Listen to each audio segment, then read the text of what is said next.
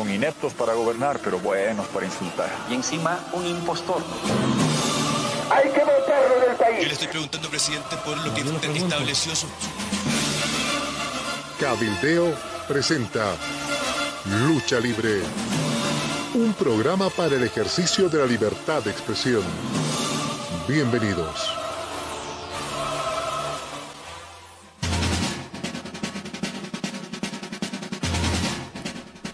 Buenos días. Estamos aquí gracias a la invitación gentil de Amalia Pando en un nuevo programa de Lucha Libre.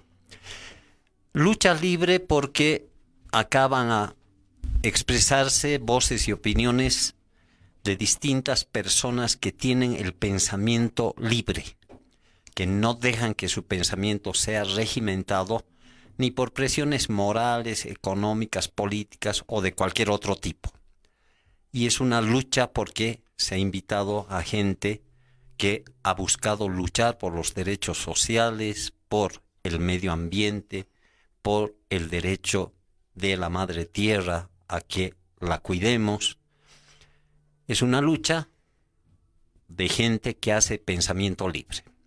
Soy Ricardo Calla, yo hago sociología, he sido activista en distintas causas a lo largo de la mayor parte de mi vida, y tengo la alegría de compartir esta mesa con Pablo Solón, de quien debo decir es una de las personas de más abierto pensamiento libre, y también lo conozco desde que somos muy jóvenes, una persona que ha luchado por los derechos sociales del pueblo con insistencia, sin claudicar, y lo sigue haciendo hasta el presente.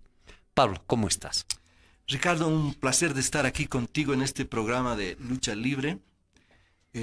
Espero que ese sea un debate franco y abierto y que promovamos mentes críticas, pensamiento libre. Yo creo que este es el talón de Aquiles del actual, yo no diría ya más proceso de cambio, sino proceso de involución, es precisamente que se ha ido coartando a los librepensadores. Y no creo que pueda haber un cambio si no hay librepensadores. Y ese es el desafío que tenemos aquí, que es precisamente confrontar nuestras ideas y discutirlas abiertamente de la forma más fraternal posible y objetiva. Sí, efectivamente, Pablo. Tú mismo has sido objeto de persecución judicial por parte del actual gobierno por no cuadrar tu pensamiento dentro del régimen tan autoritario que ya se tiene. Y lo has hecho porque has considerado que hay una causa ambiental que debe ser defendida. Los jueves vamos a trabajar y discutir sobre temas ambientales. Pero en este momento te quiero lanzar una pregunta de frente, directa. ¿Qué piensas de las primarias que se están convocando con la nueva ley electoral? ¿Y qué piensas de la problemática que tiene la oposición? La oposición debe abstenerse de participar en el proceso electoral o debe organizarse para participar electoralmente. Bueno, yo creo que ya mucho se ha dicho de que este tema de las primarias tiene por objetivo afianzar la candidatura de Evo Morales y Álvaro García Linera antes de tiempo. De tal forma de que al haber habido una primaria, el Tribunal Electoral no tenga otra alternativa que decir, bueno, aquí estos candidatos han recibido tal cantidad de votos y están habilitados, y de esa forma dejar de un lado lo que fue el resultado del referéndum del 21 de febrero. Ahora, la otra parte de tu pregunta, es decir, ¿qué hacer? ¿No? Abstenerse porque se trata de una trampa, porque es casi imposible presentar una opción construida, pensada, articulada en menos de un mes, ¿no? O más o menos un mes, que sería la fecha límite para registrar una candidatura, la candidatura de un binomio. Hay muchos que piensan así, que piensan de que al final de cuentas este proceso electoral va a ser un proceso electoral amañado. y por lo tanto lo mejor es concentrarse en una estrategia solamente de movilización callejera, ¿no? Mi opinión personal es que uno tiene siempre que tener una estrategia multidimensional. La movilización en las calles, la organización, la información es fundamental. Las acciones jurídico-legales también lo son. Las campañas internacionales son pieza clave de esto.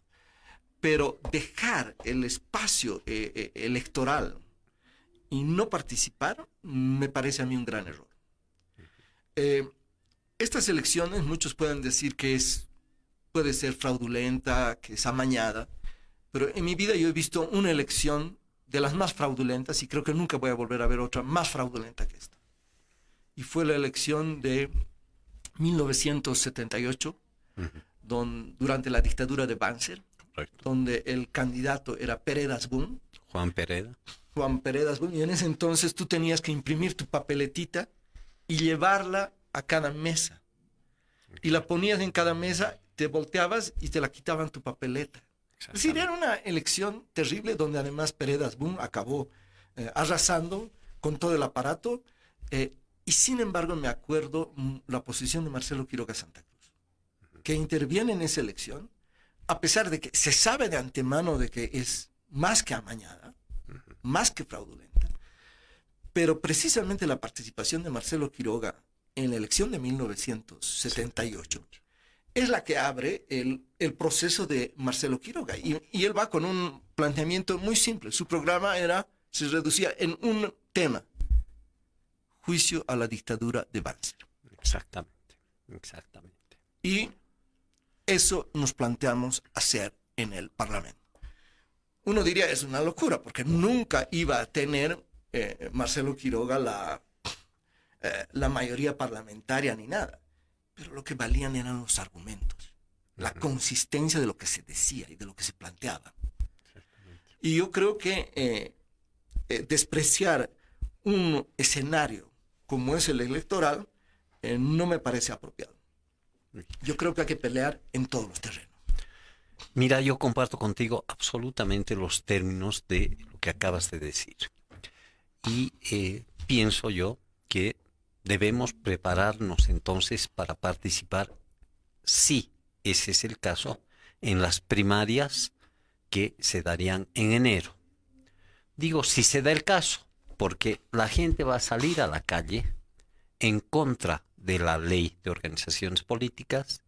La gente se está organizando para buscar la abrogación de esa ley y la gente se está organizando además para reclamar que se cumpla el referéndum del 21 de febrero, que quiere decir que no se acepte la repostulación y la reelección de Evo Morales el 2019. Primer gran tema, según yo. Ya estamos viviendo una presidencia ilegal. Evo Morales no tenía derecho de participar en las elecciones de 2014. Álvaro García no tenía derecho de participar en las elecciones de 2014. La Constitución dice que solo puede una persona ser presidente por 2 periodos consecutivos. Evo Morales y Álvaro García ya habían sido presidente y vicepresidente en un primer periodo, 2006 al 2009, luego viene el segundo periodo, y entonces ahí ya se debió cortar tras la culminación del segundo periodo, 2013, al terminar el segundo periodo, debió ya cortarse el proceso de la presidencia de estos 2 personajes.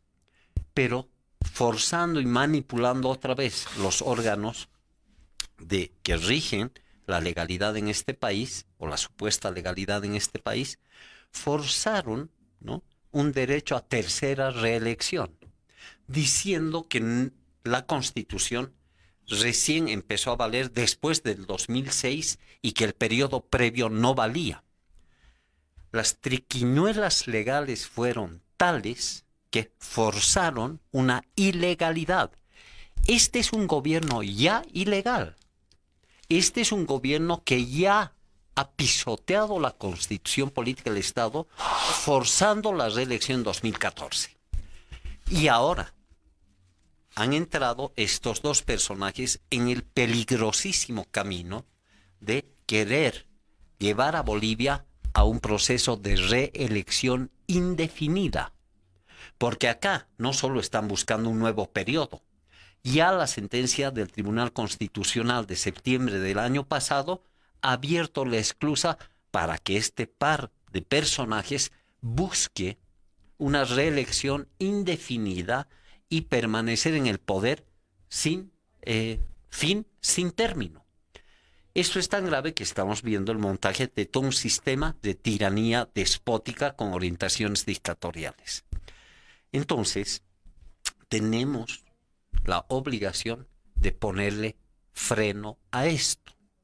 Es imprescindible que la gente salga a la calle contra la repostulación, reelección de Evo Morales y Álvaro García. Es imprescindible que la lucha por el referéndum del 21 de febrero continúe. Y por otra parte, es imprescindible que se busque la abrogación de la ley. Pero el control del aparato es tal que yo tengo temor de que en las movilizaciones el gobierno pase a reprimir e imponga a sangre y fuego e imponga con violencia que esa nueva ley rige e impongan las primarias. Y yo estoy completamente de acuerdo contigo. En ese caso inclusive hay que ir a enfrentar electoralmente al contrincante. Porque además es imprescindible que recordemos siempre que la democracia va a tenernos siempre con capacidad de organizarnos para uno y otro proceso electoral. Entonces hay que ir a organizarse. La línea abstencionista, considero yo, que es muy peligrosa, no puede confundirse la oposición con semejante desvarío. Pero claro, hay detalles del proceso que se vienen sobre los cuales me gustaría que te pronuncies. ¿Cómo piensas que debiera llevarse adelante el proceso electoral, ¿no?, en el que estamos ya empezando a embarcarnos los bolivianos? No, ¿cómo pienso que debería? O sea, primero no debería haber esta ley, no se pueden poner normas con un plazo tan corto para ser cumplidas. La nueva ley establece que solo los partidos políticos, no las agrupaciones ciudadanas, pueden presentar candidaturas a la presidencia y a la vicepresidencia. Entonces hemos vuelto al monopolio de los partidos políticos.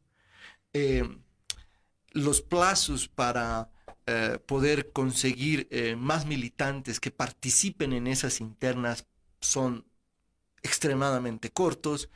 O sea, definitivamente es un escenario muy adverso, muy adverso. Y muy amañado. Muy, que favorece, el único favorecido es el MAS. Totalmente, ¿no? En ese sentido, el Tribunal Electoral, al haber propuesto una norma de estas características, yo creo que ha vulnerado uno de los principios fundamentales, que es el que una norma tiene que dar igualdad de oportunidades a todos aquellos que aspiran o buscan presentarse a una elección, en este caso como la elección presidencial, porque evidentemente no va a funcionar así. Ahora, el problema es que el tiempo está corriendo, ¿no? Normalmente, ¿cómo se hacía antes? Faltando 24 horas o incluso 5 minutos antes de que la Corte Electoral, en ese entonces Corte Electoral, cierre el plazo para inscripción de candidatos, se hacían las alianzas, se armaban las listas, ¿no? Y uno se presentaba a último momento. Ahora no se puede hacer eso. El plazo es el 10 de octubre, si no me equivoco. Para inscribir a binomio es hacia mediados de noviembre. Para inscribir binomio no es el 10 o el... Bueno, ya... El 7 de noviembre, más o menos, del 2018, ¿no? y para inscribir las alianzas, ¿no? Esto va a ser más o menos hacia fines de octubre. Entonces existe un plazo muy corto. ¿Quiénes son los que pueden hacer esas alianzas? Y cómo el proceso electoral no va a ser cooptado, capturado por las típicas componendas entre los partidos políticos para distribuirse las cuotas. Es un escenario muy conflictivo. Y no hay ninguna sigla hasta el momento que sea totalmente amplia, transparente, que plantee y diga, bueno, aquí abrimos totalmente la discusión de forma abierta desde ahora. Porque lo que habría que hacer es, si queremos que haya una opción, iniciar una discusión abierta, por micrófono abierto incluso. Porque si esto se va a tratar de arreglar en componendas, donde se va a calcular cuántos diputados para mí, cuántos senadores para ti, y yo qué quiero, y esto va a acabar en un desastre. Que es a lo que apuesta precisamente el gobierno de Evo Morales. Entonces yo creo que la única forma de enfrentar este proceso que se viene es con una actitud distinta, que rompa con la tradición de los partidos políticos de derecha y también de izquierda en Bolivia. Un proceso donde se empiece a discutir de forma abierta el tema desde ya, sin esperar a una semana antes o 10 días antes para que fenezca el plazo. Y una discusión donde también se discuta el tema de qué vamos a hacer. O sea, ¿para qué? Porque yo creo que una estrategia que solamente se basa en el tema de no a la reelección, obvia tomar el tema de, bueno, ¿y cuál es la propuesta país que tienes? Y si uno no entra en este debate, uno le está regalando al gobierno otra arena donde obviamente hegemoniza. Porque ¿cuál es el discurso que el gobierno va a empezar a configurar? ¿Ustedes quieren ir a una Argentina con Macri? ¿O prefieren seguir con un Evo Morales? Con todos los problemas que ha tenido, comparen con un Macri. Y entonces va a apelar a una suerte de pragmatismo de un sector de la población que, bueno, más vale lo malo conocido que lo que podría ser más catastrófico de conocer, porque lo que está pasando en la Argentina es una muestra de lo grave de un retorno al neoliberalismo, muy, muy grave. Y uno no puede enfrentar este debate solamente con un discurso muy correcto, que es no a la vulneración del Estado de Derecho, forzando una reelección, sino tiene que entrar a una discusión de cuáles son las propuestas de país que uno tiene. Exactamente. Bien. Mira, yo comparto contigo esto que estás diciendo y me imagino que lo que vamos a terminar haciendo entre todos es, primero, en este periodo breve que nos separa del 10 de octubre, el Día de la Democracia, es que la gente, los activistas, los movimientos sociales, algunos partidos van a buscar la organización de una enorme movilización contra la repostulación, reelección, una enorme movilización en defensa del 21 de febrero y una enorme movilización por la abrogación de esta ley. Es muy importante ya destacar que ayer los comités cívicos que se han reunido en Santa Cruz han acordado que van a llevar adelante el movimiento a fondo como comités cívicos de rechazo a esta nueva ley electoral, esta nueva ley de organizaciones políticas, más bien, esta nueva ley de organizaciones políticas.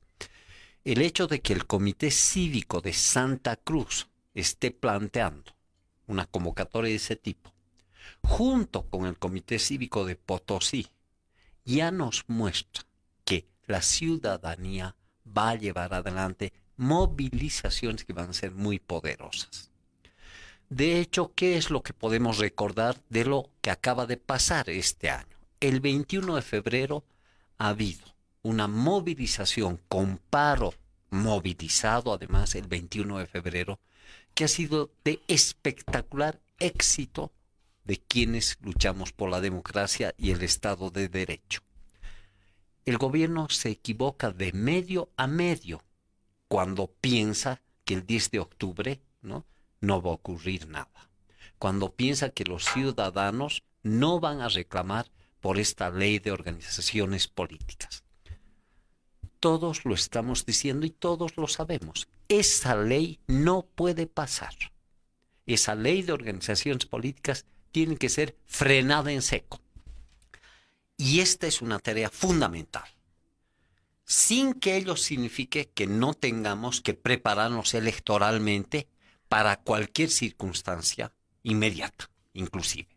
Nuestra estrategia tiene que ser convergente, como tú dices, multidireccional, y tenemos que hacer las movilizaciones en la calle contra la ley y contra la repostulación, y por el otro lado, prepararnos para las elecciones. Esos dos temas deben estar muy claramente puestos y no vamos a confundirnos con abstencionismo alguno. Pero ahí también hay otro aspecto de la ley que me parece fundamental que toquemos, Pablo. Y es que la nueva ley de organizaciones políticas, al cambiar el cronograma electoral, al haber puesto al país en trance de electoralización precipitada, alocada, improvisada, porque es tan peligroso lo que hace el MAS, que está destruyendo la institucionalidad electoral. Oigan, van a tener que hacerse reglamentos para esas supuestas primarias. Van a tener que gastarse recursos en logística y preparar logísticas para las primarias, y se va a entrar en tal frenesí de improvisaciones que uno sabe que esto se está convirtiendo ya en una chacota a favor del MAS. Pero por otra parte, es obvio que con esta chacota estamos entrando en una enorme farsa electoral. La primaria es una farsa electoral porque ya el binomio de Evo Morales y Álvaro García está predefinido. Está tan predefinido, ¿no?, que sabemos que ese va a ser el único binomio que van a inscribir en el MAS, y se está haciendo un gran teatro, una farsa para instalar ese binomio en el imaginario público. Pero son farsas que cuestan dinero, por favor. Van a dilapidar plata para elegir a Evo Morales y Álvaro García como cabezas de ese binomio del MAS. Oiga, pero tengan compasión con las cosas y con la gente. ¿Cómo van a gastar dinero en una farsa para imponer un binomio que además es inconstitucional? Una farsa electoral para consolidar un binomio, pero una farsa que cuesta plata. Y cuesta mucha plata hacer primarias para todos los partidos, primarias para el MAS, para poner ánforas, para pagar consultores, para pagar abogados que hagan reglamentos. Ya en el órgano electoral están contratando personal añadido. Mucha gente va a tener que empezar a trabajar para preparar esta alocada primaria. Son recursos de los bolivianos, y este grupo maneja los recursos de los bolivianos con un dispendio total. Ese dinero que se va a gastar en esa primaria, creo yo, podría atender problemas de cáncer, podría atender problemas de salud. Ese dinero podría resolver algún problema de energías, podría atenderse problemas ambientales con ese dinero. Oigan, con esa farsa electoral, con ese gasto de dinero, este gobierno además está buscando una electoralización prematura que quiere tapar el debate sobre algunos temas capitales. Un tema capital tiene que ver con la política contra el medio ambiente que lleva adelante este gobierno. Se está queriendo ocultar el deterioro que este gobierno produce con sus políticas con relación al medio ambiente. Entonces yo veo también que acá, con estas primarias estamos frente a una cortina de humo para que no podamos discutir temas ambientales, no podamos discutir temas más estructurales. Y entonces, Pablo, ¿cómo ves la problemática del medio ambiente desde la perspectiva de mediano plazo con relación a este corto plazo que se está produciendo? ¿Cómo ves la perspectiva del desarrollo de políticas ambientales por parte de un gobierno que se dedica a electoralizar, buscar el poder, volver a buscar el poder y nos tiene en trance, en realidad, de búsqueda de poder permanente desde que lo recuerdo finalmente? Yo creo que la estrategia del gobierno de Evo Morales y Álvaro García Linera es pasar de un monoextractivismo a un extractivismo de tres cabezas. Actualmente nuestra economía depende en gran medida de las exportaciones de gas natural. Y todos sabemos que las reservas de gas natural no han crecido como deberían haber crecido, sobre todo para la renegociación de estos contratos que hay que hacerlos, por ejemplo, con el Brasil. Entonces la estrategia del gobierno es, uno, ir a encontrar más gas, más petróleo a como de lugar. Y ese a como de lugar quiere decir a través de tecnologías como el fracking, que es la ruptura en el subsuelo de la roca para lograr que concentraciones de gas o de petróleo puedan salir. Una tecnología terriblemente peligrosa. ¿Por qué? Porque lleva a la contaminación del agua subterránea, del cual se abastece en diferentes comunidades, tanto para el agua potable como para la agricultura. No hay que olvidar que en el caso, por ejemplo, de México, los impactos han sido tan graves que el actual gobierno está diciendo no al fracking en México. Entonces, su programa es, vamos a conseguir más gas y petróleo fracturando el subsuelo con toneladas de químicos y explosiones que van a afectar sobre todo las vetas de agua. El segundo extractivismo que se plantea es el extractivismo de los ríos a través de la construcción de mega hidroeléctricas. Mega hidroeléctricas para exportar energía eléctrica. Mega hidroeléctricas como el Bala, como el Chepete, como Rositas, como Cachuela Esperanza, como la Binacional, con el sueño de exportar energía que será generada por una potencia acumulada total de más de 10.000 megawatts, o sea, 5 veces más lo que actualmente tenemos. Con un gran problema, que esta estrategia de estas mega hidroeléctricas duplicaría o triplicaría la actual deuda externa de Bolivia. Nuestra deuda, que está por un poco más de 9.000 millones de dólares, si se hacen todas estas mega hidroeléctricas, pasaría a estar por el rango de los 25 a 30.000 millones de dólares. Y con un gravísimo problema.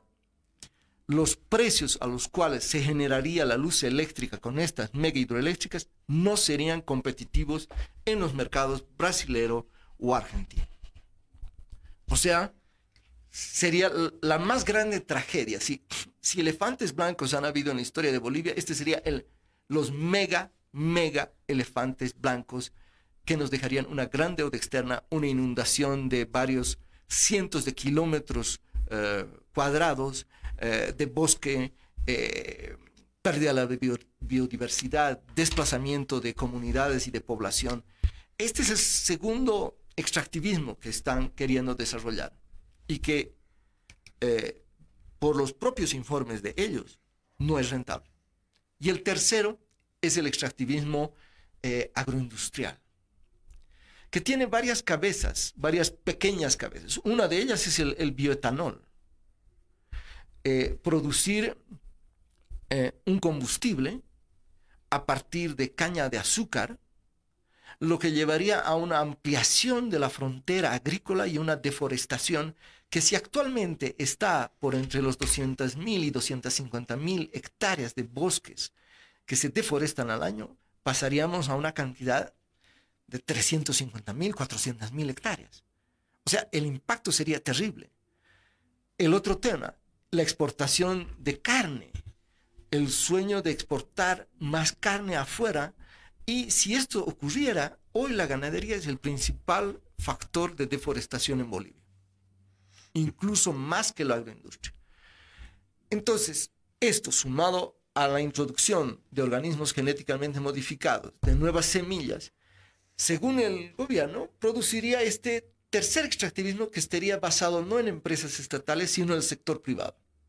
El sector privado, fundamentalmente de Santa Cruz y del Beni, está totalmente coaligado en este plan de destrucción de lo que nos queda de naturaleza en nuestro país.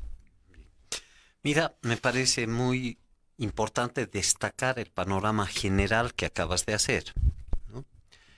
Nos estás planteando que la política del MAS, la política de Evo Morales y Álvaro García, para el país está propendiendo a pasar de el monoextractivismo, vinculado principalmente en los últimos 20 años previos, fundado principalmente en gas y petróleo, principalmente gas, a un esquema de extractivismo de 3 puntas. Y creo que eso es importante volverlo a repetir mínimamente para la audiencia, para quienes nos están escuchando.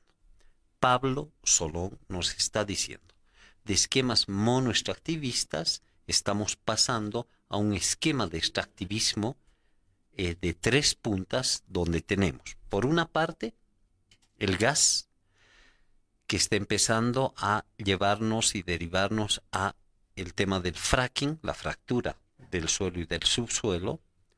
2, se está planteando el extractivismo como esquema de manejo de recursos a partir de el uso y abuso de los ríos y de las grandes cuencas. Y 3, un esquema de extractivismo a partir de la agroindustria y la industria de carnes. Un panorama de 3 puntas, ¿no?, que dibuja una visión más compleja de la situación que estamos viviendo y que creo que debiera ser nuestra obligación, Pablo, en siguientes programas ir desbrozando cada uno de estos tópicos con mayor atención, mayor detenimiento, con datos e información para la población. Ahora, yo personalmente considero que todo esto está ligado, ¿no?, al modelo económico rentista que rige en la política económica del MAS. Modelo económico rentista que nos muestra una continuidad entre la política económica del MAS y la política económica neoliberal y la política económica del periodo de la Revolución del 52 y dictatorial luego, y la política económica del periodo liberal del siglo XX hasta la mitad del siglo XX, y también el rentismo del periodo inicial de Bolivia como república independiente desde 1825 a lo largo del siglo XIX. Creo que un rasgo fundamental del desarrollo histórico del país es nuestro apegamiento persistente a un modelo económico rentista, donde con todo el paso de la historia, ¿no?, lo que básicamente ha sucedido es que desde la fundación de la República, ¿no?, la clase política ha tendido a básicamente vivir, explotar y beneficiarse de los beneficios de las rentas. La renta del subsuelo, que tiene que ver con la renta minera en un gruesísimo proceso de nuestra historia. La renta del subsuelo minero ha sido parte del proceso histórico desde el comienzo de la República, de cómo, ¿no?, las élites políticas han medrado finalmente de los dineros que produce la explotación de minerales. El rentismo hace ese modelo económico rentista, esa política rentista, nos ha vuelto obsesivamente extractivistas. Para vivir de las rentas mineras se ha ido perforando minas de modo persistente. El modelo rentista luego se acopla con el proceso de extracción de gases y petróleos, ¿no?, a mitades del siglo XX. Y entonces ahí aparece un modelo rentista fundamentalmente ligado a gas y petróleo y explotaciones mineras. Gas y petróleo y minería siempre causando severos daños ambientales a lo largo del curso de las cosas. Por supuesto, en esto, ¿no?, estamos siendo parte de la economía mundial. En la economía mundial, la explotación de gases y petróleo a lo largo del siglo XIX y al siglo XX va a ser parte ya de un fenómeno y un proceso gravísimo de calentamiento global, que es la gran problemática ambiental de nuestros días, una de las grandes problemáticas ambientales. Pero el modelo rentista nos hace parte de la economía mundial, parte de la economía en globalización, desde el comienzo de nuestra vida republicana. Minería, gas, petróleo están ahí en el fondo de esta propensión hacia el extractivismo que tiene que ver con el modelo económico rentista. Vivimos de las rentas del subsuelo. Pero como tú lo has dicho, pero lo estoy diciendo desde una otra perspectiva, hay además la base del modelo rentista tiene que ver con la renta del suelo agrícola. La renta del suelo agrícola, uno de los grandes tópicos de la economía política, tiene que ver con uno de los aspectos fundamentales del desarrollo de nuestra república también. Las oligarquías mineras estaban vinculadas a las oligarquías de las grandes haciendas y explotaciones de la tierra agrícola. Las oligarquías mineras estuvieron vinculadas también a las grandes agriculturas. La renta del suelo agrícola es un aspecto también básico del modelo económico de Bolivia a lo largo de sus casi 2 siglos de historia. El rentismo nos constituye. Vivimos de renta del suelo, vivimos de renta del subsuelo. Y entonces, acá, ¿no?, me parece fundamental, ¿no?, destacar lo que tú estás diciendo como una de las grandes novedades peligrosísimas, ¿no?, que ha introducido el MAS en el debate. Porque ese rentismo del suelo y el subsuelo, agrícola, petrolero, minero, ganadero, etcétera, que has descrito, está ahora entrando a buscar generar unas rentas con base a recursos naturales como el agua. La renta del agua empieza a surgir como un horizonte apetecido por esta oligarquía y es tremendamente peligroso. Es tremendamente peligroso porque la renta del agua puede ser uno de los daños innovadores más gruesos que introduce el MAS a la historia política de Bolivia. Si hay algo nuevo en el modelo económico rentista basado en la obsesión extractivista del MAS, es que a diferencia de las anteriores oligarquías, esta nueva derecha, que es la nueva derecha del MAS, dirigida por Evo Morales y Álvaro García, está queriendo introducirnos en la renta del agua. Es tan peligroso, ¿no?, que, mira, los riesgos que nuestras cuencas empiezan a vivir son demasiado serios. Y claro, estoy haciendo énfasis también, Pablo, porque tú has sido un actor muy importante dentro de la primera etapa del gobierno del MAS, cuando el MAS generaba expectativas positivas.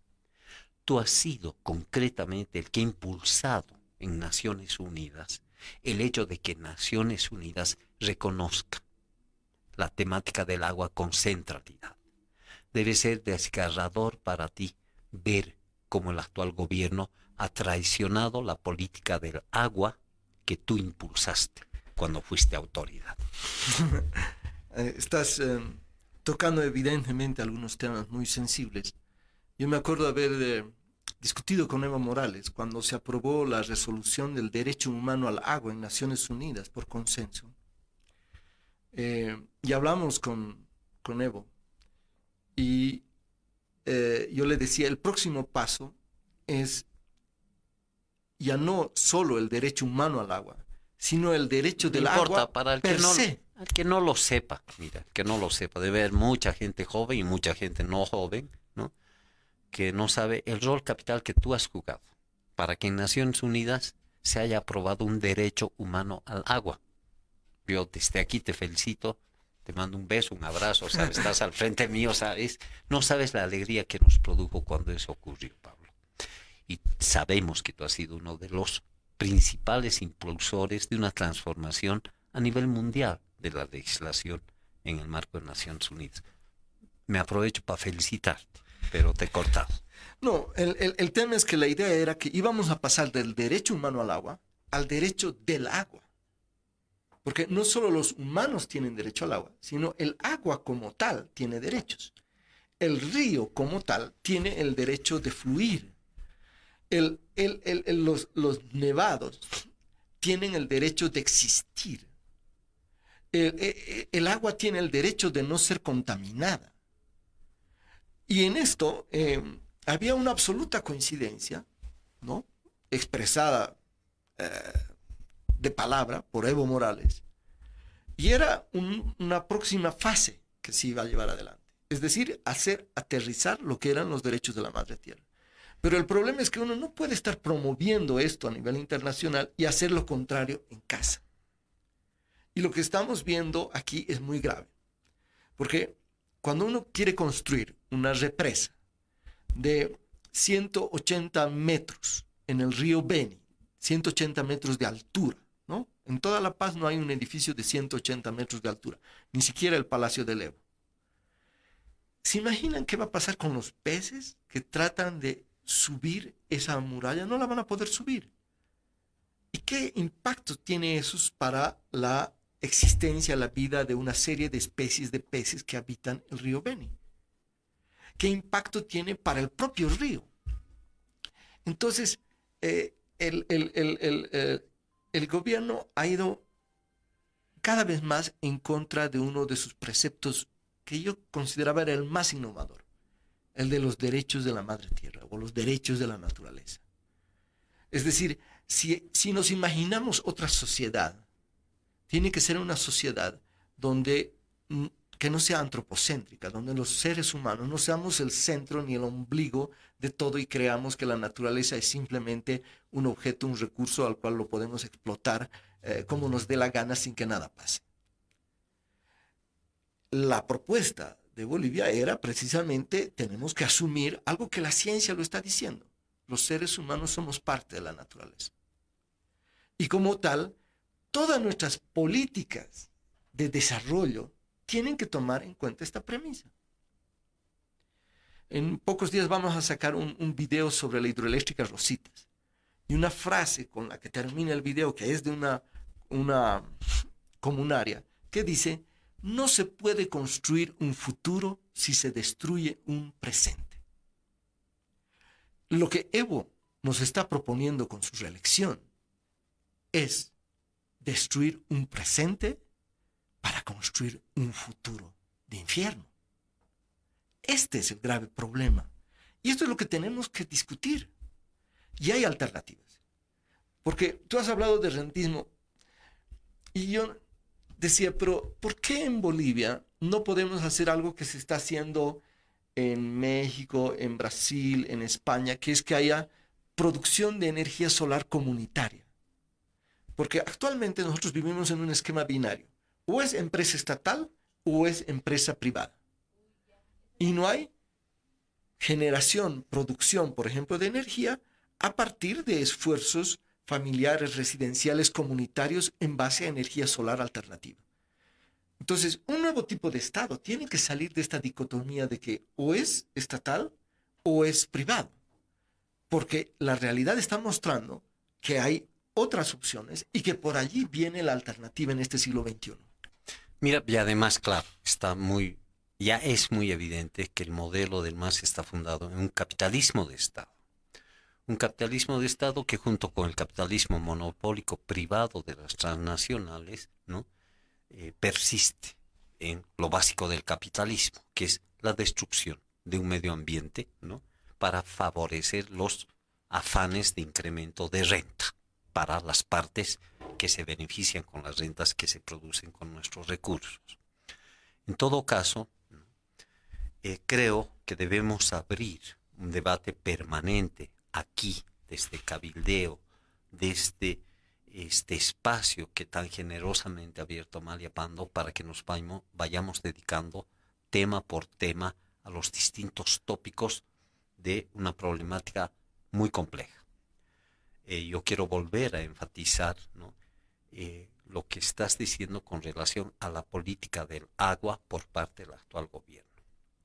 Empieza dando señales de que se va a dar atención al agua en tu gestión como autoridad y también como delegado para temas de cambio climático en Naciones Unidas, etc. Se empieza a buscar incidir en el panorama internacional con los derechos de la madre tierra, se avanza con la problemática del agua, pero a tercio camino esto empieza a quebrarse. Y el gobierno del MAS entra más bien en un proceso de negación de lo que había dicho su discurso previamente. ¿Por qué crees que ocurre esto?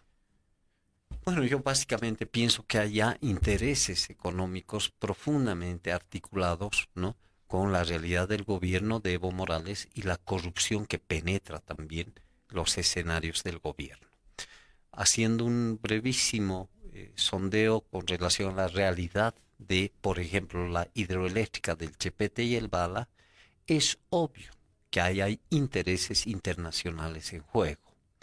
Yo creo que son en parte las empresas del aluminio del Brasil las que están tratando de forzar mega hidroeléctricas en los ríos de cuencas amazónicas, tanto en Bolivia como en el Perú, como en Ecuador, Colombia y Venezuela. La presión de los movimientos de resistencia contra las mega hidroeléctricas del propio Brasil ha venido siendo cada vez más fuerte en la última década.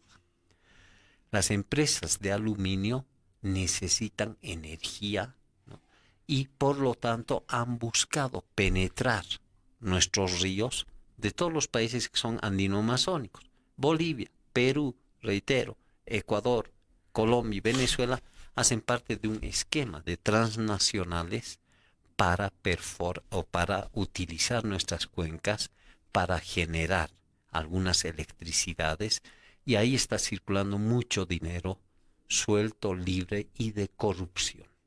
Entonces, estamos frente a unos esquemas también de corrupción en los gobiernos que se han prestado a estos esquemas. ¿Tú cómo lo ves? Yo he pensado mucho en esto, ¿no? Mi opinión es que Evo y Álvaro se han vuelto profundamente extractivistas porque el extractivismo es la vía que mejor les puede garantizar su permanencia en el poder, su reelección. Porque, ¿qué es el extractivismo y el rentismo? Es decir, yo hago un proyecto y yo voy a manejar la renta, es decir, yo Estado, yo gobierno, la renta que me genera este negocio, que sea hidroeléctricas, sea extracción de gas, y como yo manejo las ganancias, yo distribuyo como el padrino a los que se portan bien y a los que se portan mal, pues les doy migajas o no les doy nada. Entonces, hubo un momento en el cual Evo tuvo que escoger entre, bueno, si somos consecuentes con este discurso, ¿cuánto dinero le va a ingresar al Estado? Porque entonces tú tienes que promover otra clase de proyectos, no megaproyectos estatales. Tienes que promover más bien una multiplicidad de proyectos comunitarios, de base, que estén respetando precisamente el equilibrio de los ecosistemas. Pero esto iba en contra del plan de la reelección, porque entonces no iba a tener ingresos suficientes para poder llevar adelante su próxima campaña electoral, ni ir cada vez más teniendo más sostén en los movimientos sociales. Entonces, en mi lectura, el extractivismo en Bolivia se está agudizando por un factor político, porque le permite garantizar su proceso de reproducción en el poder. Exactamente. Y yo creo que es eso. Yo también comparto con lo que estás diciendo, y es que acá el manejo de la renta, del suelo, el subsuelo, le permite al gobierno distribuir dineros y generar entonces poder político a partir de una política económica que es la política del rentismo. Si manejas las rentas que provienen de estas explotaciones de gas, de petróleo, etcétera, tienes pues una caja fuerte para ir medrando de esa caja fuerte para reproducirte como poder político. Así es. Es tan grave, que ahora el gobierno del MAS empieza a optar por el fracking, con todo el escándalo que significa para el medio ambiente. El fracking es una tecnología que va a producir severísimos problemas ambientales, lo podemos ir charlando y discutiendo más adelante, pero también por la vía del fracking, ¿no? El gobierno va a tener rentas con las cuales corromper el pensamiento público, mantener su política patrimonialista, llevar adelante, ¿no?, una serie de prácticas a las que ya las hemos visto tan reiteradamente a lo largo de estos años, que va a ser compras dirigentes, vas comprando adhesiones, vas comprando funcionarios, etcétera, etcétera. El rentismo, que se funda como política económica del país, ha encontrado, ¿no?, en el gobierno del MAS a uno más de sus propulsores, porque el rentismo obviamente nos vuelve obsesivamente extractivistas, nos lleva a políticas de extractivismo, porque claro, vaya, qué lindo poder político el que tenemos si vamos a utilizar las rentas de los recursos naturales para envilecer todo el sistema político del país. Entonces, creo que hay un horizonte de discusión y de trabajo, Pablo, que debemos desarrollar a lo largo de estos meses, en medio de toda la caótica situación política que nos ha impuesto el electoralismo del MAS. Creo que algunos tenemos la responsabilidad de discutir los temas estructurales, ambientales y de política económica. Yo quiero agradecer a Amalia por el espacio que nos está brindando y también comprometernos frente a la audiencia de que hablaremos de política, sí, pero también vamos a hablar de las alternativas que tenemos que tener. Y vamos a hablar del medio ambiente y vamos a hablar de las alternativas de política económica para aquello. Porque una cosa está clara, estamos entrando a un año de construcción de alternativas. Gracias, Pablo. Secundo totalmente tus palabras. Ese es el desafío que tenemos y ese es nuestro pequeño aporte que podemos hacer en esta discusión. Un saludo a toda la audiencia y esperamos volvernos a encontrar para seguir en esta discusión de lucha libre. Son ineptos para gobernar, pero buenos para insultar. Y encima un impostor. Hay que votarlo del país. Yo le estoy preguntando, presidente, por lo que estableció su...